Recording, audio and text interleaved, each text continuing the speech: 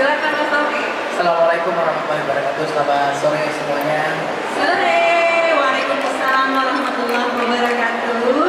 Sebenarnya nama lengkap saya itu Teguh Adi Fitrian. Asal tahu teman-teman sekalian, ulangi Mas ulangi. Teguh Adi Fitri loh itu ya, Fitrian artinya. Ya Fitrian asumsi bersih. Jadi memang betul kalau nggak salah saya dulu lahirnya memang dekat-dekat Idul Fitri subuh.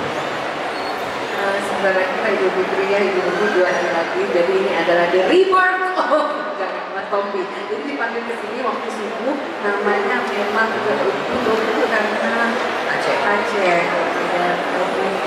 bersih suci. Nah Mas Tompi, kita ngobrol soal fitrah berarti. Oke dong ya, kita belum ngomongnya lah karena kita udah dari dasar nama nih. Kalau buat Mas Tompi sendiri, sebenarnya kan muslim katanya harus fitrah. Saya melihatnya itu maknanya tuh lebih luas gitu ya, dari sebatas menjadi hamba yang zero lagi, yang suci lagi. Tapi sebenarnya kalau saya melihat hidup itu kan prosesnya bergerak. Kita harus menjadi orang yang dinamik. Jadi fitrah di situ bukan menjadi sebatas kembali ke nol, saling maafin terus besok berdosa lagi. Karena kan kalau enggak, yang kita lihat kan nyatanya begitu ya. Setiap tahun kita dapat kesempatan Idul Fitri, setiap tahun kita dapat kesempatan buat saling maafan. Nggak lepas sejam 2 jam udah berdosa lagi. Jadi sebenarnya fitrah ini kalau saya lihat lebih ke ya fitrahnya begitu. Manusia itu ya tempatnya salah. Itu fitrahnya. Nah, karena kita tahu kita tempatnya salah ya selalu mencari kesempatan untuk memperbaiki kesalahan itu. Bukan untuk menjadi tidak ada ya, saya rasa mustahil manusia itu ada. Bahkan sekelas Nabi pun masih bisa salah. Tapi bagaimana kita bisa menjadi orang yang lebih banyak manfaatnya lah. Manfaatnya buat orang lain, buat minimal buat orang terdekat. Selalu mulai dari inner circle kita dulu, baru pelan-pelan ke circle yang lebih lebar. Dan tanpa disadari harusnya ternyata hal kecil yang kita kerjakan yang mungkin kita tidak niatkan untuk untuk menjadi contoh buat orang lain, kita kerjakan karena memang menurut kita itu yang baik. Ternyata buat orang lain yang melihat, memperhatikan itu bisa jadi sesuatu yang bermanfaat. Gila banget. Subhanallah, kita rasa Masya Allah, Tabarakallah. Ini maaf ya, kan saya gampang haru. Jadi yang kita dengerin konsep fitrah dari seorang yang sudah belajar dan berkarya dan punya nilai manfaat, dibilang sebagai sebuah proses dan perjalanan. Dibilang bahwa awas bahwa kita fitrahnya bikin salah loh. Jadi mesti terus bikin diri kita lebih baik. Ini pun nanti untuk manfaat. Nah, Mas cerita dong perjalanan awal berkarya. Ini tadi putra saya tanya ya. Ini dokter dulu, nyanyi dulu, bikin film. Itu gimana? Itu sebenarnya pada proses satu itu juga menuju ke fitrahan kan, Mas Tommy? Ya, saya tuh orang kampung. Saya berangkat dari Aceh tahun 97. Memang dari zaman saya masih SD SMP, cita-cita saya itu pengen kuliah di Pulau Jawa. Terserah deh kuliahnya apa, dulu awalnya. Terus begitu dekat-dekat SMA udah mau selesai, ibu saya tanya almarhum, beliau bertanya, ya udah kamu sekolahnya mau apa? Terus saya jawab, saya mau masuk IKJ. Jadi awalnya tuh pengen sekolah berkesenian. Gitu tuh kata ibu saya, di masa itu seniman rasanya belum punya tempat proper gitu ya, belum proper gitu tempatnya, baik itu dari perhatian negara, perhatian apresiasi masyarakat.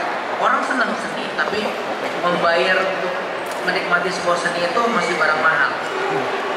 Jadi ibu saya bilang jangan deh, saya gelar menjadi seniman. Padahal ibu saya seniman. Gitu. Jadi beliau ngerasa nggak mudah hidup sebagai seniman. Jadi Jadi dia nggak pengen saya susah seperti yang beliau udah rasain mungkin ya. Jadi saya di dalam tanda kutip saya dipaksa udah kamu ke dokter aja. Sejujurnya saya nggak suka kuliah kedokteran tadinya. Cuma mungkin karena nilai saya nggak jelek-jelek amat, saya ikut kompeten, keterima di kedokteran di UI, ya udah masuklah akhirnya ke sana. Struggling di awal karena ngerasa masuk ke momen ke sekolah yang bukan yang saya mau, yang saya pengen.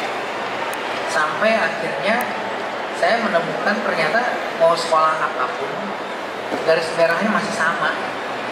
Kalau saya sedang berkesenian, ya kenapa saya nggak menganggap waktu saya sekolah kedokteran itu seperti proses berkesenian? Itu yang akhirnya membuat saya jadi bertahan dan memilih pekerjaan sebagai spesialis bedah plastik. Karena ya itu berkesenian, gitu. Bagaimana kita operasi bibir sumbing, misalnya nyambung tangan yang putus, memperbaiki rekonstruksi pada kasus-kasus cancer, sampai kasus-kasus yang estetik, yang pure estetik tanpa embel-embel rekonstruksi. Di situ saya nemuin persamaannya sih. Oh ternyata semua bidang itu bisa sama. Jadi dulu saya mikirnya terkotak-kotak. Kalau saya mau seniman berarti saya harus ya pure penyanyi, bintang film atau apapun itulah yang benar-benar kita lihat seniman. Ternyata enggak. Seni itu bisa mengalir di bidang apa aja. Wow, tepuk tangan dong teman-teman. Jadi ini mungkin nanti jadi eye opener buat kita parent. Jadi orang tua gitu ya, termasuk anak-anak menyikapi pilihan orang tua. Nah, saya belajar dari situ tuh, Pak. Aku ngerasa seandainya semua anak itu dapat kesempatan untuk menentukan hidupnya sendiri sejak awal, mungkin bisa lebih hebat sih. Misal begini ya, ini pasti teman-teman semua yang ada di sini ada yang udah menjadi katakanlah penyanyi, ya. Seandainya kita udah nentuin track kita dari awal, gue pengen jadi penyanyi. Sebenarnya kan nggak terlalu bermanfaat tuh belajar fisika sampai agak bisa tidur mikirinnya. Ya bukan berarti nggak boleh belajar fisika, matematik, bukan. Itu harus, tapi sebatas basic science saja. Jadi nggak perlu terlalu dalam. Itu cuma kan kita seolah-olah pendidikan di Indonesia ini sekarang juga yang saya juga kritisi di beberapa kesempatan ngobrol sama Pak Menteri Pendidikan, ngobrol sama Najwa beberapa kali. Saya ngelihat semua itu kayak dibombardir gitu. Kita harus ngerti semuanya. Padahal begitu kita berkarir yang dipakai kebanyakan nggak ada. Kan lebih bagus kalau misalnya dari awal udah ada anak pengen jadi penulis, ya udah mantepin di bidang itu aja. Jadi dia hanya mempelajari turunan-turunan yang berhubungan dengan penulis. Yang pengen jadi sastrawan, yang pengen jadi arsitek, yang pengen jadi dokter. Kalau pengen jadi dokter kan nggak perlu dia belajarin ikut ujian sejarah, ujian geografis. Sekali lagi ya, bukan tidak perlu ilmunya, tapi tidak perlu diperujiankan untuk dia. Jadi kadang-kadang kita jadi langkahnya itu terhalang gara-gara kita nggak nguasain pelajaran olahraganya jelek, jadi nggak naik kelas. Itu kan lucu ya. Padahal begitu dia udah jadi dokter, dia nggak perlu belajar olahraga. Bukan berarti tidak berolahraga. Jadi ngelihatnya tuh kita membedakan mana yang harus diuji, mana yang tidak diuji misalnya. Keren banget. Dan ini ada saya yang lebih perspektifnya buat orang tua yang ingin anaknya bagaimana, tapi ada yang keren dari Novi dan mungkin bisa dibantu nanti di share pilihan untuk mengambil sikap positif meskipun akhirnya menemukan apa yang diinginkan meskipun di lingkungan yang bukan tempat yang diharapkan. Itulah, itu kan mentalitas yang kita butuhin ya. Jadi nanti anak-anakku tercinta selalu lihat apa nih good things-nya gitu, dan ternyata Mas Novi mampu. Jadi anomali itu dari lingkungannya juga ya. Kalau dilihat dari proses fitrah kita, berarti kan Mas berevolusi ya. Dan setiap karyanya kok melegenda, apa dibalik itu? Mungkin karena yang saya kerjain basicnya tuh dari kesukaan juga. Saya senang, jadi semua yang saya kerjain kebetulan memang yang saya senang. Saya senang motret, saya senang megang kamera sampai jadi film, saya senang storytelling, jadi bikin ide dasar buat skrip. Terus saya senang bernyanyi. Jadi memang tidak ada yang saya kerjakan karena terpaksa, karena ikut-ikutan. Nggak ada sih. Yang ikut-ikutan, misalnya saya senang main golf, ya udah pasti nggak ada karyanya, karena yang cuma ikut-ikutan. Main motor-motoran itu nggak ada karyanya. Tapi kalau yang memang saya seriusin sampai ada karya, ya itu memang itu yang saya suka. Oke.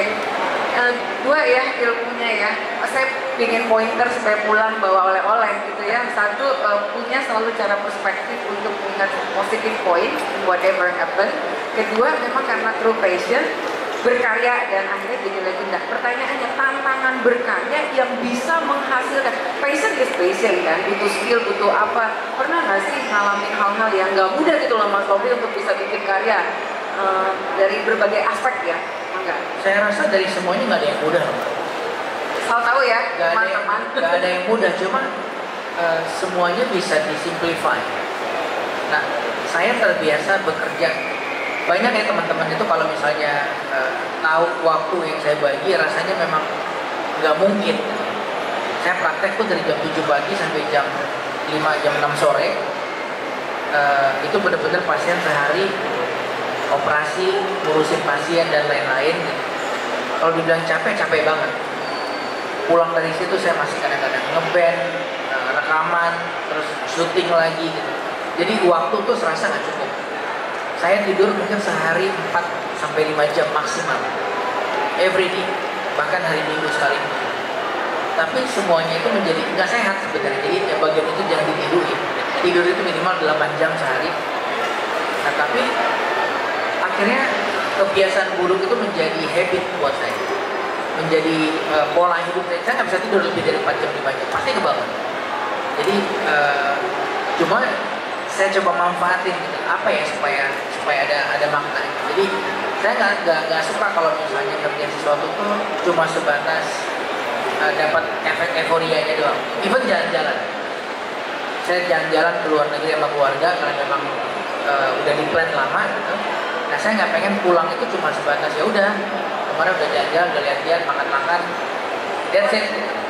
Jadi saya gimana caranya pulang tuh bisa bikin buku. Saya nggak suka nulis, ya bikin buku foto. Kan saya suka motret. Jadi keliling nyari site-site yang bagus, apa yang menarik, saya foto, saya jadi buku. Wah, jadi buku nih. Ternyata bisa dijual, jadi duit lagi gitu.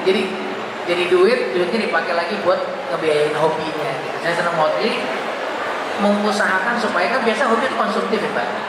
Hobi itu konsumtif yang sangat mahal dan pasti kita keluar duit. Dan begitu udah ngomong hobi, nggak ada batasnya. Kita ke dokter, bayar dokter sekian juta gitu, kamu gila mahal banget nih dokter. Begitu kita hobi, beli tas kalau ibu-ibu ya, beli koleksi jilbab, apapun itu, atau beli lukisan, itu nggak ada limit. Harga yang nggak masuk akal pun kita masukin untuk akal. Jadi, nah gimana caranya? Kalau buat saya hobi itu harus bisa dihidupi oleh hobi itu sendiri. Beli kamera mahal-mahal kayak dari hasil motret gitu, jangan melorotin uang simpenan, apalagi uang warisan ya. Jadi emang jangan konsumtif gitu. Hobi itu jangan konsumtif, walaupun hobi itu sifatnya pasti konsumtif. Nah gimana caranya kita bisa balik ke jadi produktif. Yes, ya, itu dari 5 poin yang menurut saya mutiara ya. Dengan hobi berdakwah, coba mikirin lebih profesional. Gimana tadi mau bikin metaverse, Ibu Awi, ya metaverse. Jadi ada income juga. Jadi bukan cuma spending, Ibu Awi, hobi menjadi income yang sustain. Kelebihannya jadi sustain ya. Kalau berkarya ada modal sustain ya. Betul. Punya pengalaman nggak beratnya membiayai karya? Ya itu tadi Mbak, karena aku kebetulan masuk ke semua ke industri, jadi berat semua. Bikin album, satu album itu kita bisa keluar ratusan juta buat produksi album. Nah kalau cuma bikin ya udah gitu kan jadi nggak balik ke modal. Nah dari situ kita harus jadiin ini supaya orang dengar, orang suka, kita dapat panggilan offer, uang yang masuk lagi buat tutupin yang udah kita jual. Itu juga dengan film. Film sama, produksi film bisa miliaran. Bisa miliar. Dan waktu pertama saya berangkat bikin film ya nggak ada yang sponsorin, kita saweran semuanya.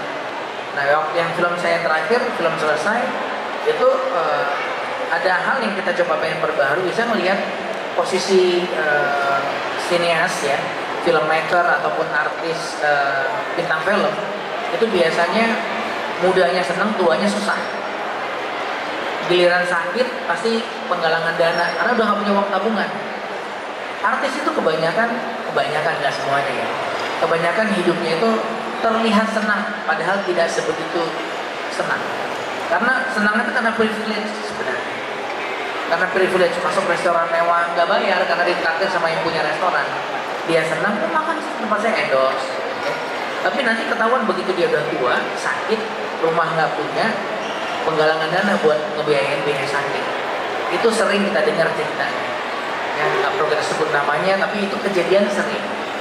Nah, artinya ada yang nggak beres di sini. Sistem pembiayaan, sistem apresiasi yang berjalan itu nggak beres. Kalau di luar negeri, seorang George Michael misalnya, hanya dengan lagu Natalnya satu gitu, setiap tahun dia dapat royalti yang sangat besar yang cukup untuk membiayai dia ngapain-ngapain. Di Indonesia kan enggak. Lagu Ramadan datang diputerin di mana-mana, saya nggak terima apa-apa. Cuma terima saja Mama Thank You doang. Kalau bahagia gitu bisa ikutan. Saya senang aja lagunya diputar masih dianggap ya udah. Gitu. Tapi sebenarnya kalau secara industri harusnya tuh ada hitungannya.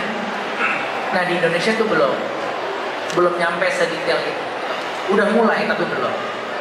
Nah jadi emang sekali lagi ya ini hal-hal yang saya rasa harus dibenahi. Nah di film selesai saya coba ajak teman-teman, yuk kita bikin film bareng. Waktu itu masih pandemi, semuanya susah, nggak bisa bergerak, kru nggak punya duit, nggak ada panggilan. Saya bilang yuk kita bikin film biar kru dapat duit. Uangnya dari kita aja saweran. Semua pemain saya nggak bayar. Gading, Anya, Ariel Tatum, semua yang main di film itu nggak ada yang dibayar, semua dapat saham. Jadi semua dapat persentase saham. Setelah film itu laku diputer, kita dapat duit sekian M, ya udah dibagi sesuai saham tadi. Happy semua. Dapatnya lebih gede daripada dia dibayar di depan. Tepuk tangan buat kakak Tommy. Coba ide ini nggak banyak yang mau kan? Pasti karena orang produser dari rugi. di depan. Dan produser rugi. Kok bisa? Ya kan kalau duitnya dia udah bayar sampai dibayar 100 juta, sisanya buat saya semua. Untuk produsernya siapa dulu ya? Ya itu Kakak Tommy kan? bareng-bareng sama semuanya kan semua jadi produser. Oh. Jadi saya ngajak, ya udah nggak ada yang dibayar, semua jadi produser, semua dapat saham. Panggil notaris, kita notarisin. Luar biasa. Tepuk tangan. Saya jadi belajar banyak. Kita kebalikan, kita belum berhasil tuh Bu Awiki juga mencoba sekedar informasi. Ini pena dari hasil. Ini kan pola bisnis Islami sebenarnya ya. Tidak mau bikin untung dan rugi di depan, diatur, tapi harus jujur. Gitu ya. Terus nanti bisa baik dan termasuk semua penyelenggaraan ini kolaborasi aja. Yang bisa kasih baterai gitu kayak zaman. Yang bisa bikin desain gitu lah. Ujungnya kita bernetwork. Tapi ini lebih dari itu. Jadi nanti mungkin teman-teman Indonesia CR Network boleh belajar karena bisa di industri untuk sustainability itu babnya. Jadi semuanya bisa. Kita dapat ilmu. Ternyata Allah nuruninnya benar-benar yang jago. Tapi benar loh Pak, kalau nggak jadi industri nggak sustain. Betul. Jadinya kan konsumtif kan. Ya. Seberapa kuat kita sanggup ngebiayain, paling 3 kali aja. Kan? Yang kelima kita udah kapok. Dan banyak yang kapok sih kalau tadi itu terus. Makasih ya Mas Tommy ilmunya, bentar gue lagi terharu nih. Supaya nanti bisa sustain, boleh ya jadi advisor buat kita agar jadi volunteering sih Mas, nggak ada gaji, nggak ada apa. Serisnya Allah nanti kalau udah industrinya jalan, nah baru kita bisa mengubah tuh. Contohnya kayak lagu Ramadan ya. Lagu Ramadan adalah lagu wajib bagi keluarga kami semua. Kalau menjelang Ramadan untuk meningkatin kebahagiaan ya menyambut Ramadan. Mas Tom bisa tanya lagi soal nih ya, kan berkarya, kan punya tantangan, kan ngadepi berbagai manusia, kan ini perjalanan katanya kan kita spiritual being with human experience. Tidak bisa bohong nih, saya aja begitu ada foto ini teman saya bilang gini, loh kok bawa orang tuh kalau nggak sih itu orang ngebedek banget tau. Hah? Bukan cuma itu, sombong. Hah? Gitu. Dalam hati gini, aku mau nanya langsung Mas. karena yang namanya external interpretation emang boleh ada yang tahan. Nggak bisa kan Mas Taufik? Every moment generate apa sih namanya expression bisa ini. What do you think? Gimana perjalanan kerja? Saya nggak bilang terserah mereka berkata apa, tapi Mas Taufik dengar juga kan, ada pasti yang berpendapat kayak gitu. Nah itu how do you deal with that? Saya rasa saya tipikal orang yang sangat apa adanya sih, sangat straightforward.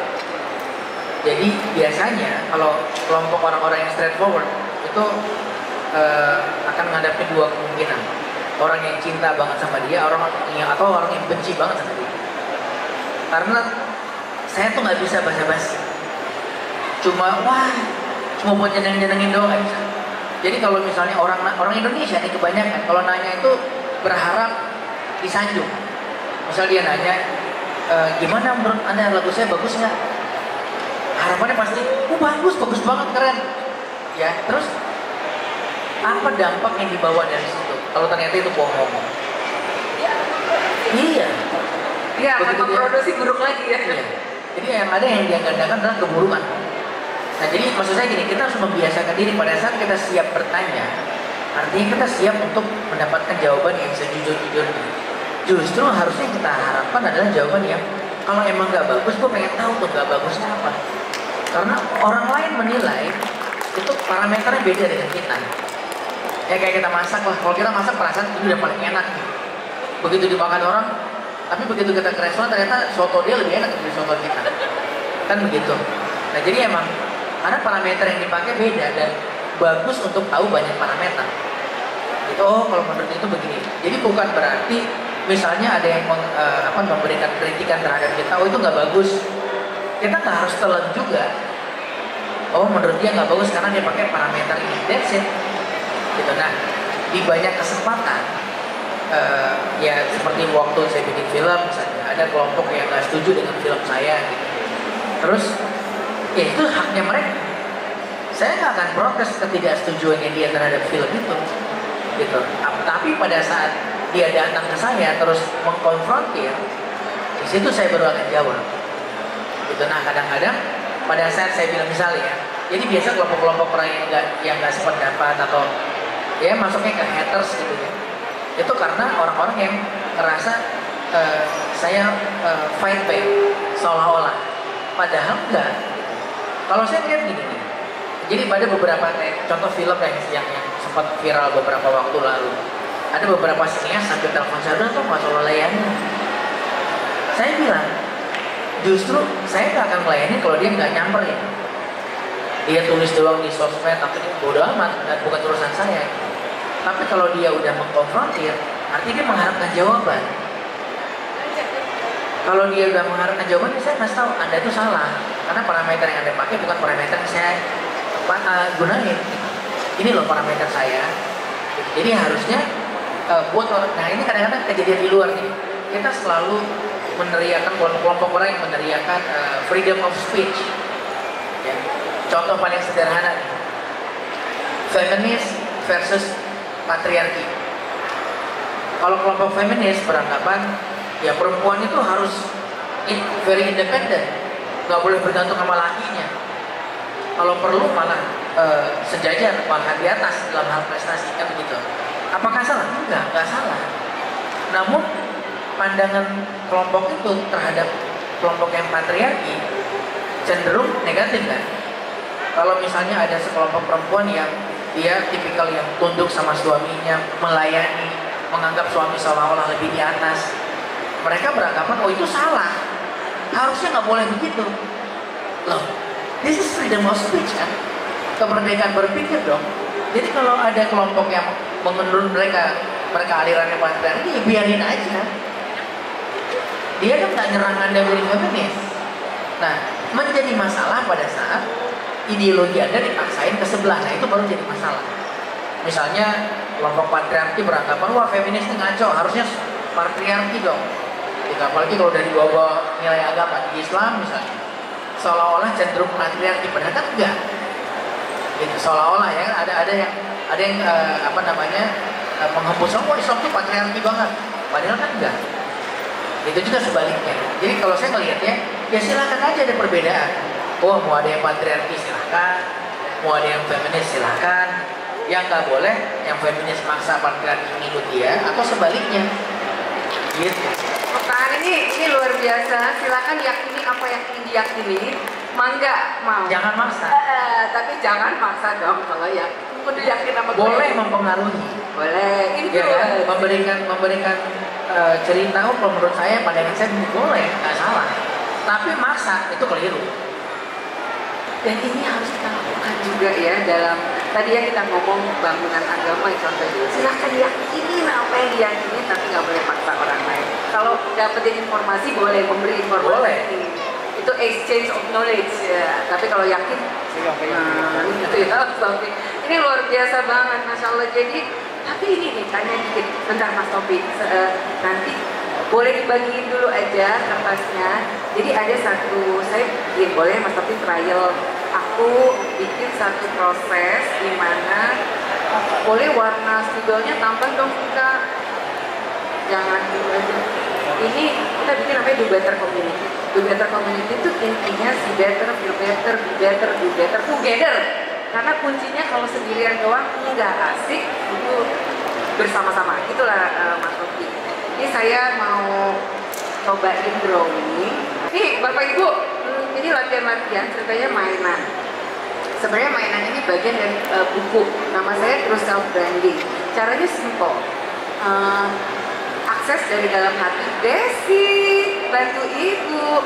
Sebentar ya sayang, tolong kertasnya dilipat menjadi 4. Nah, nanti bukunya bisa pre-order dan bisa di buku tersebut dibikin. Tapi ini untuk kesempatan ini kita sama-sama coba ya. Dan ingin dengerin dari Mas Tompinya. Saya sudah mulai trainer. Rani. Yes. Oke. Desi, come on stage saja. Please, my dear.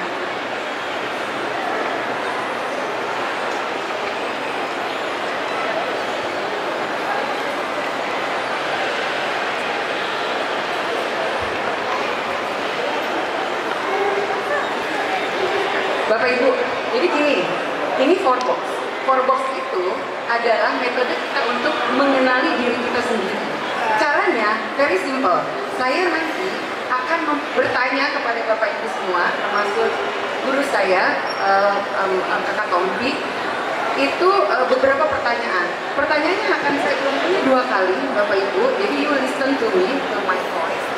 Sudah itu langsung digambar. Dan ditulis. Nah sekarang sebelumnya saya meskipun ini ramai banget, tapi butuh Desi untuk latihan breathingnya. Therefore we can have the moment of truth. Karena I want breathing from you from the center of that box. Oke ya. Tapi tadi bilang apa aja? Memang no mystery. Silakan deh semuanya breathing. Baik.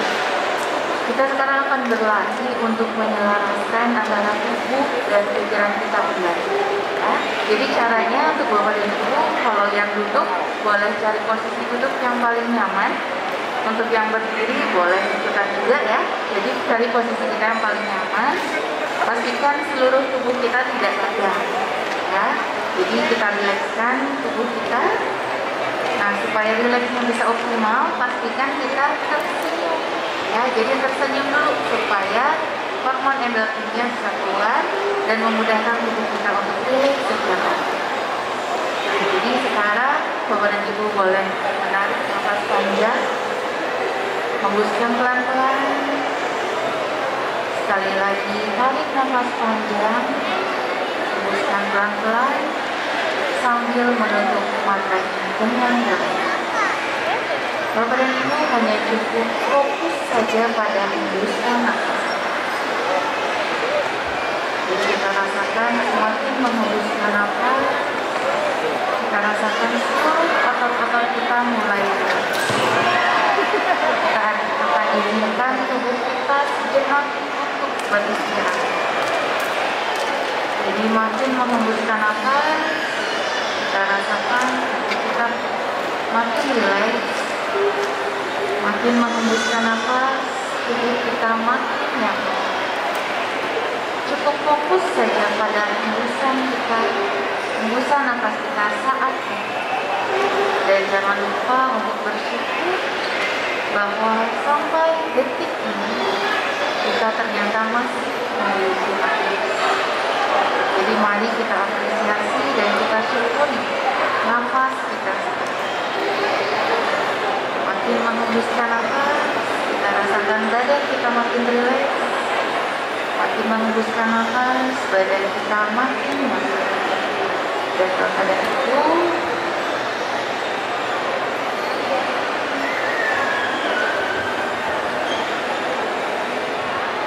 Bapak dan Ibu boleh kembali menarik nafas panjang, hembuskan pelan-pelan.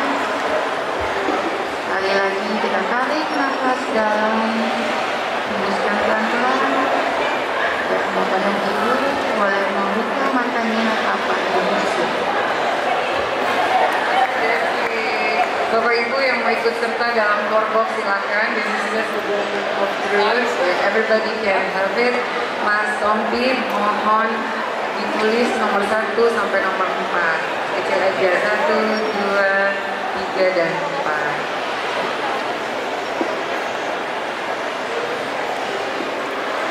Oke. Siap. Bapak Ibu pertanyaannya semua sama. Imagine kita sekarang lagi, Mas Tompi, aku ngomongnya langsung sama Tompi dulu ya. Semua ngikutin aja ya. Kita lagi ada di Antartika. Nobody knows you. Gak ada yang tahu siapa dirimu. You just relaxing and walk. Lagi jalan gitu. Kemudian, ibu juga lagi di Antartika. Kemudian ada seorang pria yang kelihatannya sangat bijaksana. Lalu dia bertanya kepada Bang Tompi, karena sejatinya kamu itu siapa? Tolong digambar, jangan ditulis. Sejatinya kamu siapa? Silakan. Ibu Santi, sejatinya ibu siapa?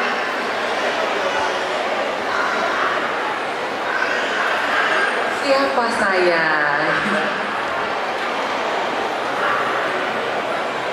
Siapa ya saya?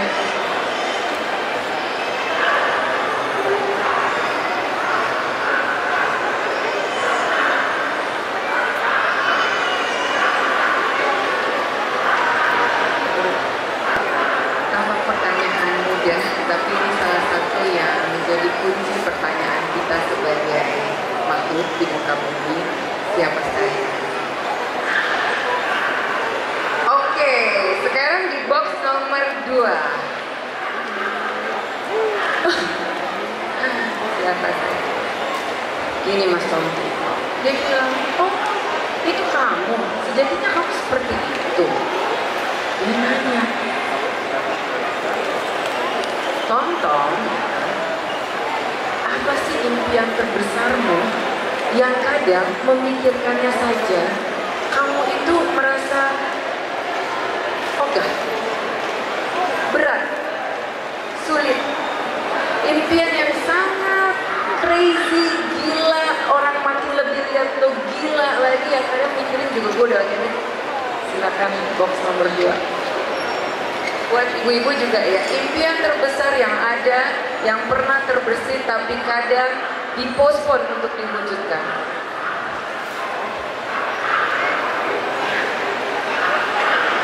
Tanya ke dalam hati, apa impianku yang sekiranya aku wujudkan, aku merasa sangat epic, luar biasa. Ya aku tahu, sebenarnya disuruh menggambar. Mari gambarkan. Kakak udah? Aku manggil kakak bang, bebas gue lah ya. Nama orang sakit tuh kelebihannya cuma satu, dimalumin. Siap? Udah ya? Pokoknya harus mimpiin sesuatu yang besar banget. Ya karena kayak bisa Butila nih, mau mengaktifkan majalah Nur kembali, digital dan offline. Nur yang punya majalah itu Bu Jeti, majalah Nur. Misalnya Bu, atau bahkan lebih dari itu, apapun itu. Oke? 3. Dalam mewujudkan, si bapak itu ngomong, betul lah, mewujudkan itu saya yakin kamu pasti bakal punya masalah dengan hubungan. Kita di muka bumi kan berhubungan sama segala-gala gitu ya, bukan cuma sama manusia, sama binatang, sama tumbuh-tumbuhan gitu. Nah, dia tanya loh, Coba Bang Tompi, hubungan seperti apa sih yang menurut Bang Tompi itu menyenangkan hati, yang bikin happy, dan hubungan apa yang sebaliknya yang gue sama ini nih paling enggak pokoknya. Kalau mau ditulis dengan siapa juga boleh. Silakan.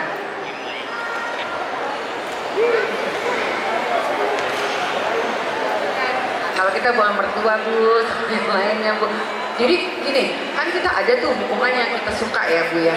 Saya nggak boleh nyebutin apapun itu. Gitu. Biasanya kalau ibu-ibu sih sebenarnya hubungan yang suka. Kalau suaminya itu ngomong cinta sejuta kali, itu kan hubungan yang suka. Tapi ada yang kita sebel banget. Gitu kan, saya nggak boleh ngomongin apa. Masing-masing pasti sendiri-sendiri. Dan yang terakhir, ini sesi kita yang terakhir. Apa sih? Dia nanya lagi, oh gitu kamu sama manusia gitu. Dia nanya lagi. Tapi lihat gue dong. Last question. What God means to you? Kalau Allah buat Tompi itu apa?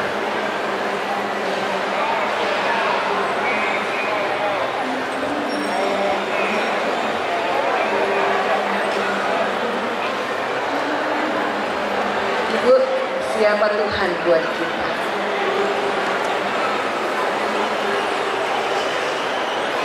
Siapa sih, apa sih arti Tuhan buat kita? Oke, siap.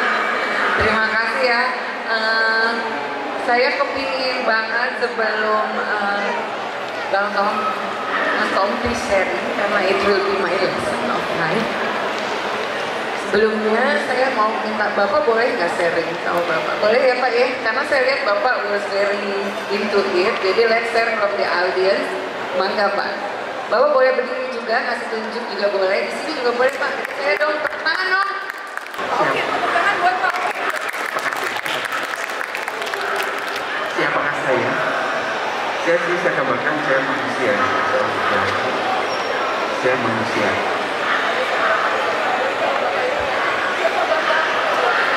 Saya manusia yang apa adanya. Oke, lanjut Pak. Apa impian terbesar Bapak yang kadang mengerikan gitu Pak? Sesuatu yang mengerikan bagi saya itu alam. Bisa gambarkan dari gunung berapi yang besar. Dimana itu alam yang begitu penuh kuasa yang menakutkan kita sebagai manusia. Berarti impian terbesar Bapak jagain alam supaya jangan sampai menakutkan manusia. Tepuk tangan buat Pak Uki.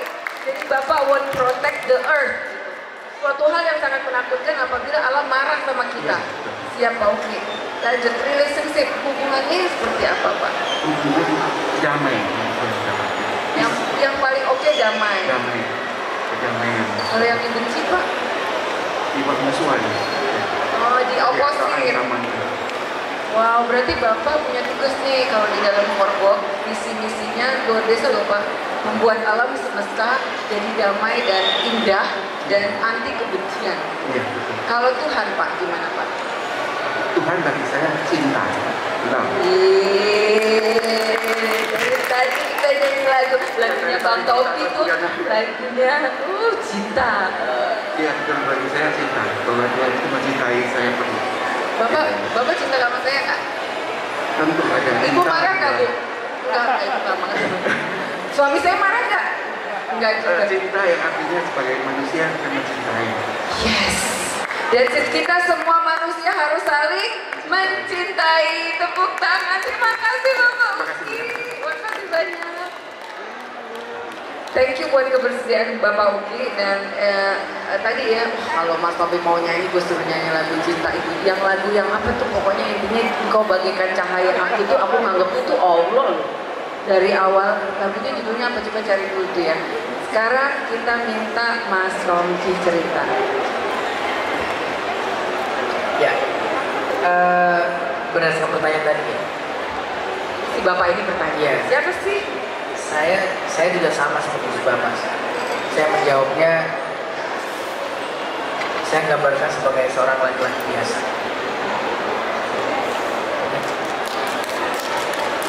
Terus yang ingin saya capai, yang ingin saya cita-citakan gitu, surga.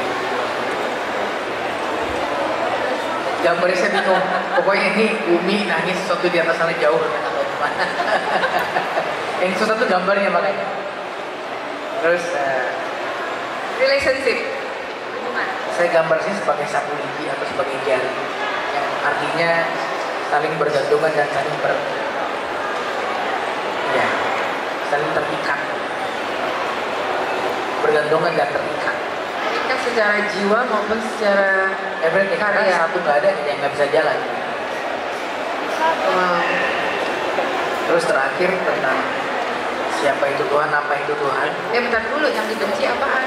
Yang Terpecah dibenci, berarti? yang tercerai-berai. Oh iya. Makanya saya gambarkan sebagai yang terikat. Terus yang keempat, Allah. saya nggak punya gambar, Ekspresi rasanya apa? nggak bisa saya gambarin. Karena emang nggak bisa mikirin zat Tuhan itu nggak bisa. Merasakan zatnya? Kalau saya bilang tadi kan Bapak bilang cinta ya, itu saya rasa itu esensinya ya. Tapi ya is bigger than love. Jadi nggak bisa saya, kalau cinta tuh keukur gitu, kayak masih keukur. Saya nggak bisa, makanya saya nggak gambar apa-apa. Itu versi saya. Betul. Tapi saya mau dalamin yang nomor 4, boleh dong ya kita ngobrol. Momen-momen apa yang biasanya Mas Tompi? He is greater than everything. He is beyond every explanation of any tulisan atau kata gitu ya Mas. Tapi momen apa yang bisa digambarin, diceritakan, yang merasa deket? Kita sebagai manusia tuh cenderungnya ingat Tuhan tuh kalau lagi susah. Ya nggak sih? Begitu susah, sakit, kehilangan, baru yang diingat tuh Tuhan. Baru tuh ibadah tuh berasa kayak kita yang butuh. Tapi pada saat kita happy,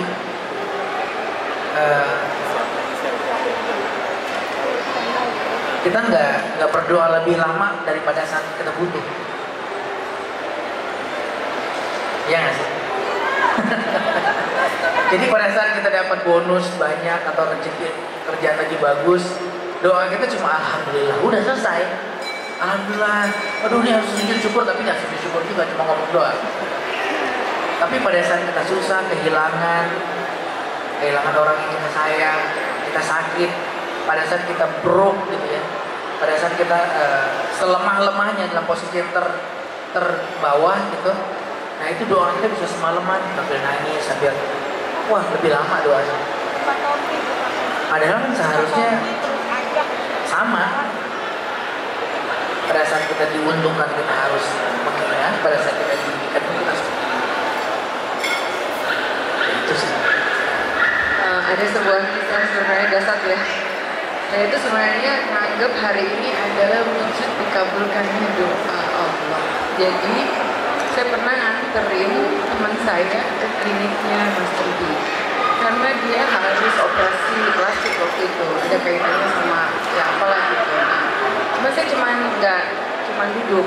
Waktu itu Mas Tompi ulang tahun 22 September ya, ulang tahun dan dapat kado Lamborghini, bukan Lamborghini beneran sih, kue kayaknya dari Lambo gitu. Terus keluar dari itu Mas Tompi gitu kan, karyawannya tuh semua pada kayak celebrating lebaran gitu. Lebaran apa ulang tahunan gitu, kayak want to prize you for those things. Dan saya ngeliat cuma dia, ya oke, makan aja, udah ya, mau kerja lagi gitu. Terus dari situ saya ngeliat, wow, sungguh berbeda dengan apapun itu yang kita dengar dari luar, kaitannya sama klinik, sama apa. Terus yang saya lihat apa?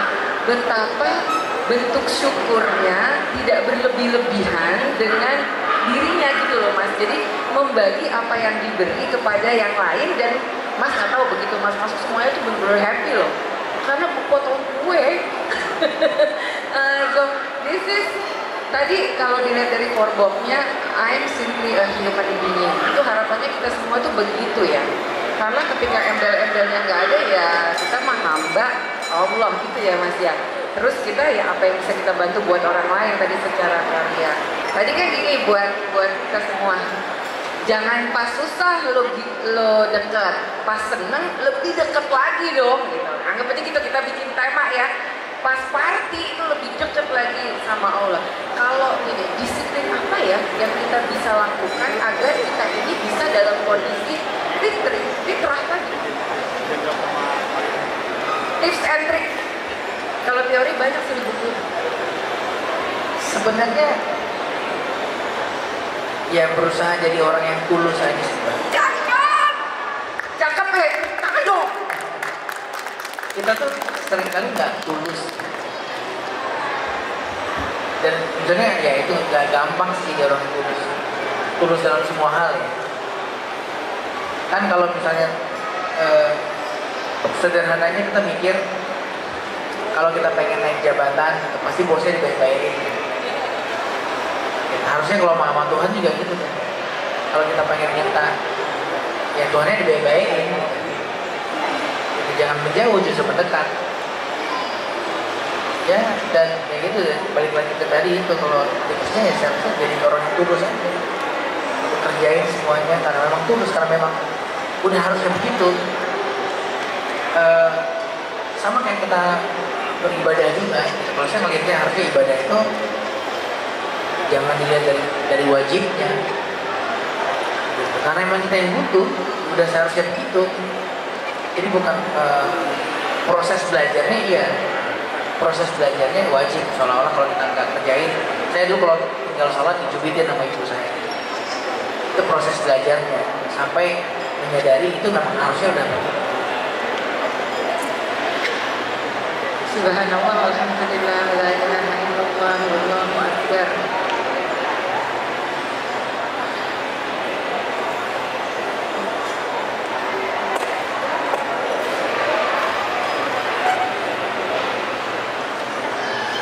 Bersyukur sama Allah saya, dan semoga kita berkolaborasi untuk saling mengingatkan, karena ada suratnya itu ya, yang wal asri innal insana saling menasihati dalam kebaikan dan ketaatan dan kesabaran. Semoga ini jiwa-jiwa yang tulus tuh terhubung kayak Mas Tommy tadi di box nomor 3. Jadi jiwanya terkonek, terhubung, dan dengan ketulusan itu akan ada karya-karya yang luar biasa, yang besar. Dan saya rasa Mbak, yang terpenting ya, karena kita hidupnya pertama di Indonesia yang dengan keberagaman itu penting sih. Jadi di titik itu kita nggak akan melihat orang lain itu hanya dari pakaian luarnya saja. Pada saat kita ingin berbuat baik bukan karena dia sama-sama muslim, bukan. Berbuat baik itu nggak harus. Makanya di Al-Quran kan ada wahai manusia. Tidak semua surat itu wahai orang-orang yang beriman. Kalau puasa iya pada orang-orang yang beriman ditujukan, dalam artian orang yang percaya dengan Islam, yang Islam yang puasa. Tapi kalau semua pelajaran hidup yang saya pernah baca, yang saya pernah ngaji itu di Al-Quran, itu seruannya kepada wahai manusia. Jadi artinya apa? Di Islam itu perintah berbuat baik, perintah tulus ke semua orang itu enggak. Lo jangan tanya di agamanya apa. Lo udah berbuat baik, berbuat baik aja. Makanya saya rasa itu penting ya, di penekanan itu sama orang, sama siapa aja kita baik, apalagi sama yang seiman. Tapi harusnya sama semua orang sama. Jadi nggak boleh kita beda-bedain. Oh karena dia Muslim gue baik, kalau dia bukan Muslim gue ya udah C aja. Ya nggak gitu. Di beberapa kesempatan saya sempat ngobrol sama beberapa teman-teman saya yang mungkin secara value rohani ibadahnya lebih baik dari saya. Tapi hablum minannasnya menurut saya, menurut yang kita lihat gitu kan, yang bisa kita ukur kan hablum minannas. Kalau hablum minallah kita nggak bisa ukur. Kalau hablum minannas kan kelihatan. Hubungan sesama manusia nggak bagus, menarik diri dari kehidupan sosial. Tapi ibadahnya nggak usah ditanya, ibadahnya lebih hitam daripada granit. Pak Yai punya pesantren di mana aja Pak? Nggak, tapi kan itu ya, kalau misalnya kita ngomong konsep takwa di Islam kan hablum minallah dan hablum minannas. Artinya kita nggak akan, kalau kita ngomong surgawi nih, konsep surgawi, nggak akan masuk surga kalau cuma qabul minallahnya bagus. Malah kalau di Islam, kalau kita salah sama orang, dosa itu baru akan hilang kalau kita minta maaf sama dia. Gak cukup minta maaf sama Allah doang. Tapi kalau dosanya, dosa yang sifatnya dengan Allah, ya udah kita tinggal minta ke Allah. Tapi kalau misalnya saya jahat nih sama aja saya jahat, saya kata-katain gitu. Dosa yang saya ngatain dia tuh baru terhapus, baru nol kalau saya minta maaf ke orangnya dulu. Jadi nggak cukup nih berdoa doang, wah kerjain semua yang baik-baik, ya urusan dosa kita masih jalan. Aku masih jalan Harus jalan terus. Mantap, insya Allah. Pada Bapak Ibu semua yang di sini saya mohon maaf, buat tim mohon maaf, Bu Tila mohon maaf lahir batin, Bu Awi mohon maaf lahir batin, Mbak Mia. Dan susah ya, Mbak? Batin ini latihan ini, lu nggak lihat gue praktis. Paling gampang itu minta maaf yang general. Bu, saya minta maaf ya, maaf lahir batin. Tapi menyebutkan dosanya, pasti nggak berani. Itu dia. Bu maaf, galak banget. Mau Iya kan, Bu? Iya benar. Ya termasuk saya gitu. Dosa saya terhadap istri saya cuma minta maaf setiap lebaran tuh maaf lahir batin ya, Bim. Tapi nyebutin dosanya nggak berani. Ada yang berani nggak? Pasti nggak ada yang berani. Karena kita nggak rasa, aduh ntar kalau dia tahu, ntar kalau dia tahu jadi gak dimaafin. Ini bukan masalah selingkuh kan? Ya semuanya, apapun. Oh, oke. Apapun, selingkuh mata, selingkuh perasaan, apapun. Oh my god, dalam sekali Bapak ini. Iya kan, Mbak? Iya benar, susah. Bahkan kita habis nyatain pun kita nggak berani. Kemarin kita habis nyatain lo begini, nggak berani. Cuma berani, maafin ya, maaf lahir batin. Kita berharap dia tulus aja udah gitu.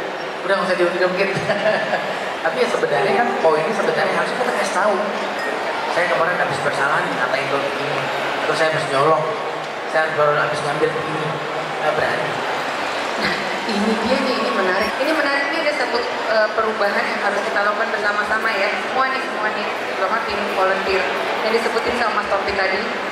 Karena sebenarnya semua aktivitas yang kita lakukan ini kan sebenarnya adalah melatih roh kita untuk jadi lebih suci gitu, Mas Topik. Jadi salah satunya bisa acting of kindness. Tidak membedakan siapapun dia, ya kita manusia, dia manusia, Allah cuma satu. Jadi Tuhannya satu, manusianya banyak. Therefore kita harus banyak buat baik. Yang kedua, ketika mengetahui bahwa kita berbuat salah, itu sebenarnya perjalanan ruhnya adalah gue mesti ngomongin, claiming supaya besok nggak dilakukan lagi. Karena ketika nutup, berarti kan kemungkinan kita akan melakukan hal yang sama. Orang waktu itu kita nggak sempet ngaku, gitu ya Mas Sofi ya. Buat saya pelajaran juga dan buat teman-teman semua, mari kita bersikap terbuka untuk kekurangan diri. Anyway, sesama berjalan di muka bumi nggak ada yang sempurna. Meskipun saya nggak punya Lamborghini, meskipun Mas Tompi kaya, ada yang aku punya yang Mas Tompi nggak punya. Bener ya? Tapi aku ingin dong diajarin caranya bisa gimana. Kakak, jadilah seperti Tompi. Untuk kayaknya, yang lain kesetiaan tetaplah bersama. Oke. Secara kita sakit. Nah, jadi nanti Bapak ngerti yang saya maksud. Aduh, saya bahagia banget, Pak. Kok saya jadi lucu?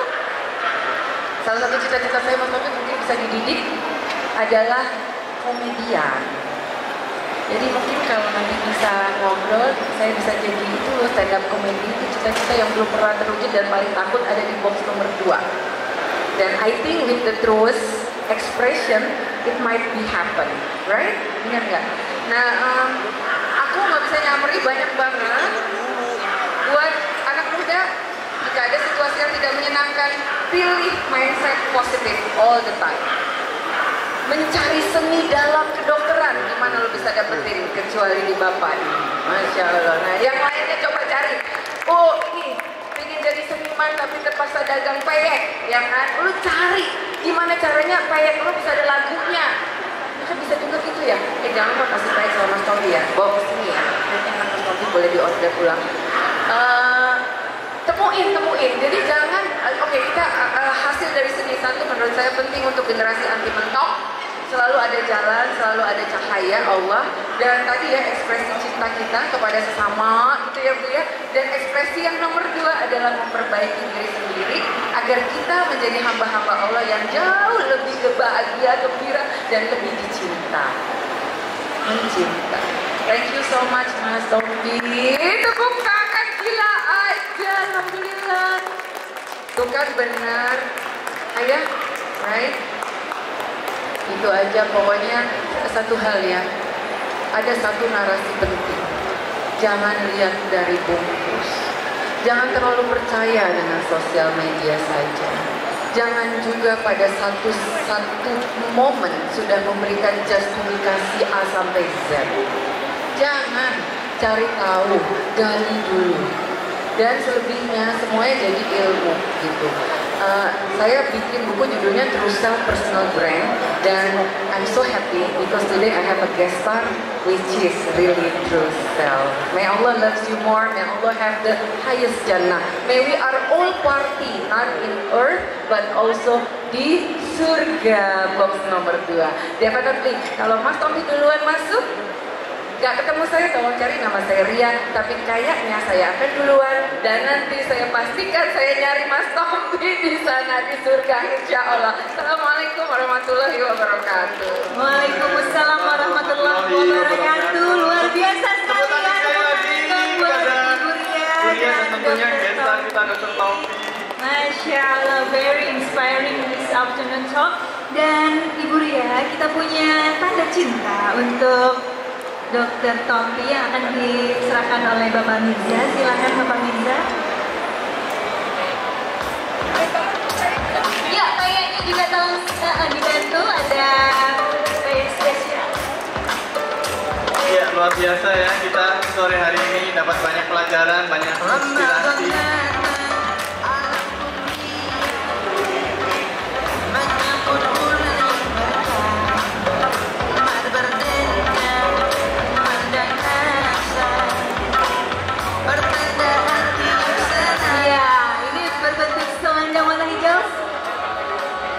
Oke.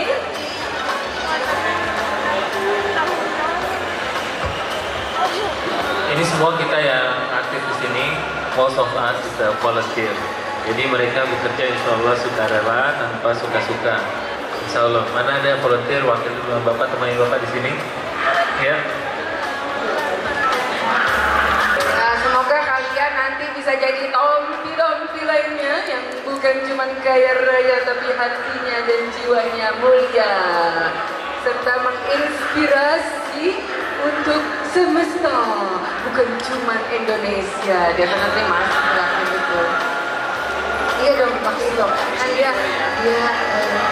beliau itu ya. Jadi ini habaib, tapi kita punya kelas khusus Mas Tommy spiritual. Makasih, Insya Allah. Tepuk tangan buat Bang Tommy. Terima kasih banyak Pak Mirza dan Bang Tommy. Boleh foto bareng nih kita ya. Ada Pak Mirza, Ibu Ria dan Mas Tommy.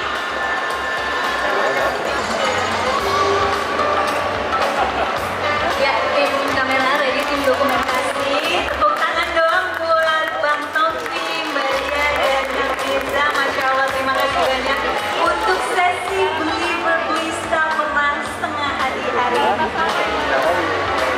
Dan kami mengundang Ibu Tila untuk ke panggung, Ibu Auli juga. Silakan.